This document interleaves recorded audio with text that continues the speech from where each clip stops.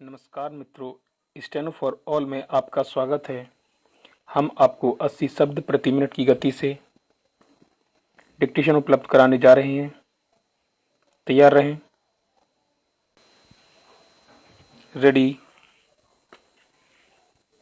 Start. आज़ादी आंदोलन के दौर की समझौता परस्ती व नीति विहीनता का गुनाह देश विभाजन का कारण बना। अब हमारे व पश्चिम एशिया के बीच एक पाकिस्तान जैसा पहाड़ खड़ा हो गया था। भू राजनीतिक समझ का तकाजा था कि पाकिस्तान हमारे लिए चुनौती ना बन सके, लेकिन ठीक उल्टा हुआ।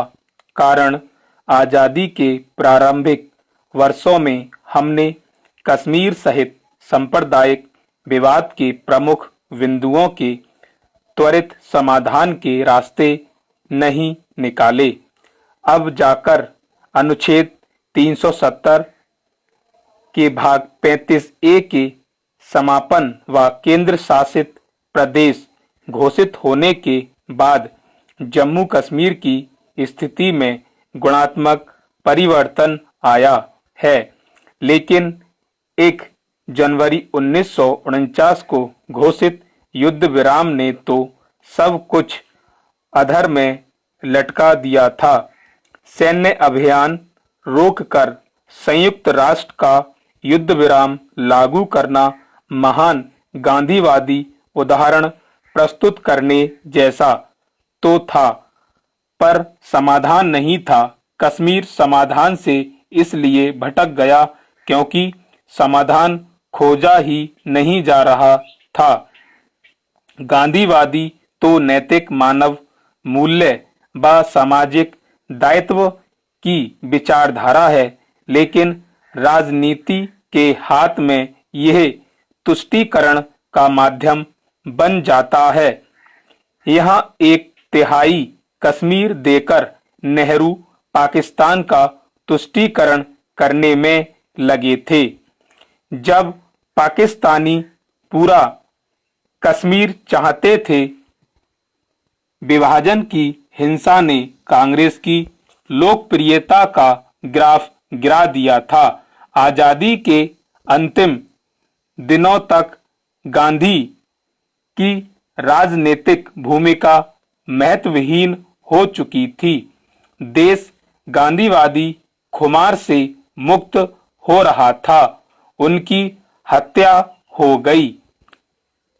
इस पर हुई भीषण जन प्रतिक्रिया ने कांग्रेस को संजीवनी देते हुए गांधीवादी को पुनर्जीवित कर दिया। यदि गांधी जी की हत्या न हुई होती तो संभवतः राष्ट्रवादी शक्तियों को 2014 तक प्रतीक्षा न करनी पड़ती। राजनीतिक नेतृत्व द्वारा गांधीवाद की अहिंसक सोच का अविवेकपूर्ण प्रयोग राष्ट्र हित के विरोध में आ खड़ा होता है। बहरहाल गांधीवाद का प्रभाव सैन्य रणनीतियों व 1962 एवं 1965 के युद्ध पर भी पड़ा। हमने देखा है कि 1962 में बेसिक युद्ध नीति के विरुद्ध जाकर सेनाओं से फॉरवर्ड पॉलिसी जैसी गांधीगिरी कराई गई, जिससे बड़े पैमाने पर शहादतें हुईं।